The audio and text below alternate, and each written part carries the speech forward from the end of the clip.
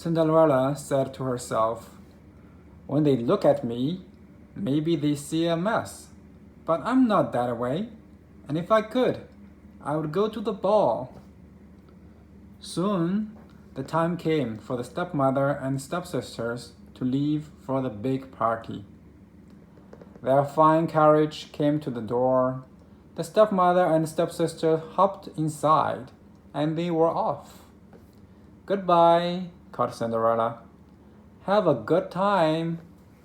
But her stepmother and stepsisters did not turn around to see her. "Ah, me," said Cinderella sadly. The carriage rode down the street. She said aloud, "I wish I could go to the ball too." Then, all of a sudden, in front of her was a fairy. "You called me?" said the fairy. "Did I?" said Cinderella. "Who are you?"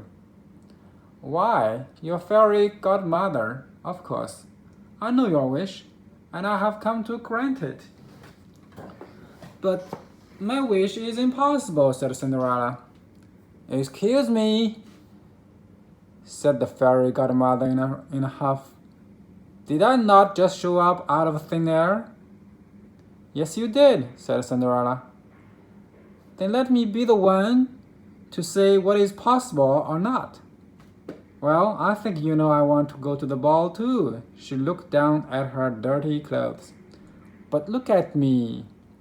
You do look a bit of a mess, child," said the fairy godmother.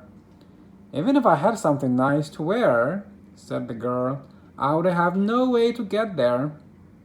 "Dear me, all of that is possible," said the fairy. With that, she tapped her wand on Cinderella's head. At once, Cinderella was all clean. She was dressed in a beautiful blue gown. Her hair was set up high on her head inside a golden band. "This is wonderful," said Cinderella. Who said I was dumb?" said the fairy godmother. She tapped her wand again. At once, a beautiful carriage came to be, with a driver and 4 white horses. "Am I dreaming?" said Cinderella, looking around her. "It is as real it can be," said the fairy godmother. "But there's one thing you must know." "What is that?" "All of this lasts all into midnight. Tonight, at the stroke of midnight, it will all be over. Everything will go back to how it was before." "Then I must be sure to leave the ball before midnight," said Cinderella. "Good idea," said the fairy godmother. She stepped back. "My work is done." And with that, the fairy godmother was gone. Cinderella looked around her. Did that even happen? But there she stood in a fine gown and with a golden band in her hair, and there were her drivers and 4 horses before her, waiting. "Coming?" called the driver. She stepped into the carriage, and they were off. Over the ball, the prince did not know what to think. "Why do you have that sad look on your face?" the queen said to her son. "Look around you. You could not ask for finer maidens than these." "I know, mother," said the prince. Yet he knew something was wrong. He had met many of the young women. Yet, after he said hello one by one, he could find nothing more to say. "Look," someone pointed to the front door.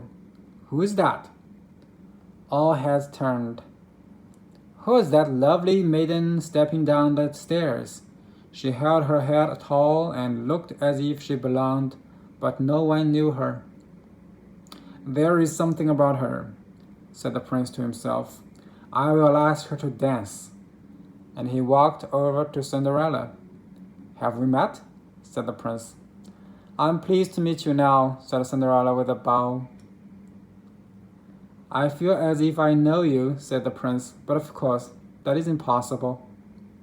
Many things are possible, said Cinderella, if you wish them to be true.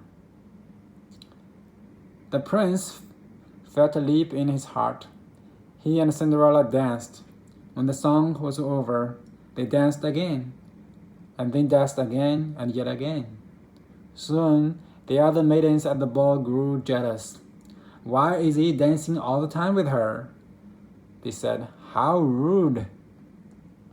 But all the prince could see was Cinderella. They laughed and talked, and they danced and more.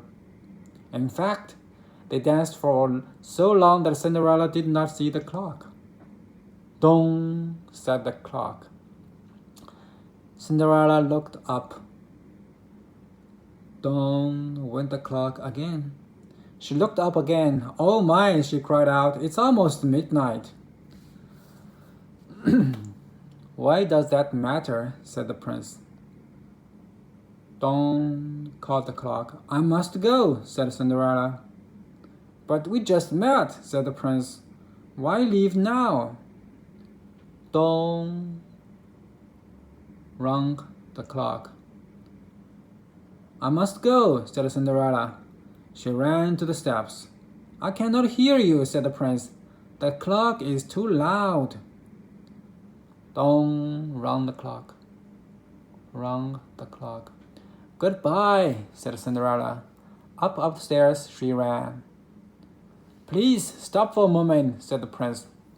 Oh dear, she said as one glass slipper fell off her foot on the stair, but Cinderella kept running up.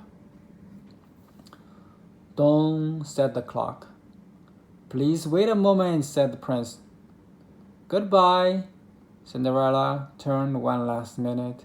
Then she rushed out the door. Wait, called the prince. He picked up her glass slipper and rushed out the door. He looked around but could not see her blue dress anywhere.